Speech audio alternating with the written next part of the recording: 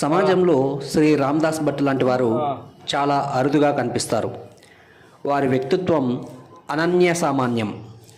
ఒక మంచి మనిషి, ఒక మంచి స్వయం సేవక్, ఒక మంచి వ్యాపారవేత్త, ఒక మంచి వేదాంతి.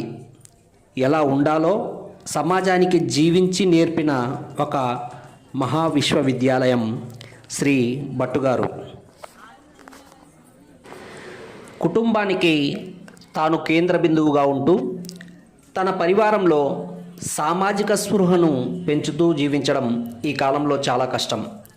ఈ కష్టమైన పనిని తన ఇష్టమైన పనిగా భావించి ఆదర్శంగా చూపించిన వారు మన కర్నూలు నగరానికి చెందిన కీర్తిశేషులు రామదాస్ భట్ గారు.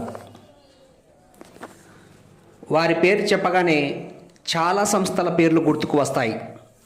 రాష్ట్రీయ స్వయం సేవక్ సంఘ్ నుండి కేశవ్ మెమోరియల్ పాఠశాల వరకు ఎన్నో అన్ని నిర్మాణాత్మక, సంఘటనాత్మక సేవా రంగానికి సంబంధించిన చాలా కార్యక్రమాల్లో వారి యోగదానం కనిపిస్తుంది. కనబడకుండా చూసే దాతృత్వం, కనిపించే నిరాడంబరత, హాస్యప్రియత్వం, కార్యకర్తల పట్ల సాన్నిహిత్యం, సిద్ధాంత దీక్ష, ఇలా ఎన్నో గుణాలు వారి నుండి నేటి యువతరం స్వీకరించాలి. శ్రీ రామదాస్ భట్ గారి జీవితం యావత్తు సంఘ కుటుంబానికి ఆదర్శప్రాయం. చివరి వరకు క్రియాశీలకంగా సమాజ కార్యంలో గడిపిన వ్యక్తివారు.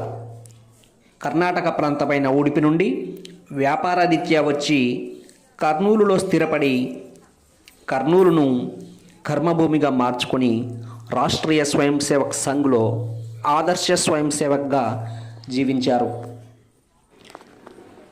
1925 సంవత్సరం అక్టోబర్ 22వ తేదీన ఇన్నంజే గ్రామంలో వారు జన్మించారు.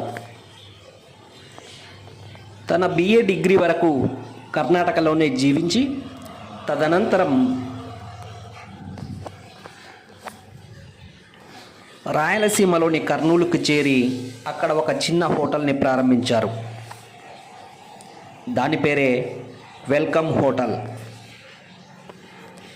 అన్నగారితో కలిసి హోటల్ వ్యాపారంలో అంచెలంచెలుగా ముందుకు సాగారు. వారి అన్నగారి ప్రోత్సాహంతో కర్నూలు ఉస్మానియా కాలేజీలో చేరి బీకామ్ డిగ్రీ పూర్తి చేశారు.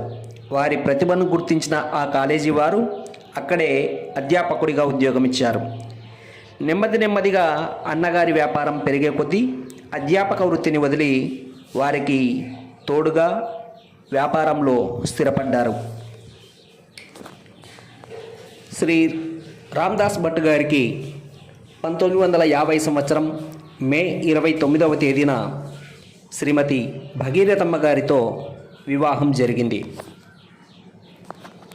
1955-65 ప్రాంతంలో సంఘంలోని జ్యేష్ఠ కార్యకర్తల అందరికీ కూడా వెల్కమ్ హోటల్ అడ్డాగా ఉండేది.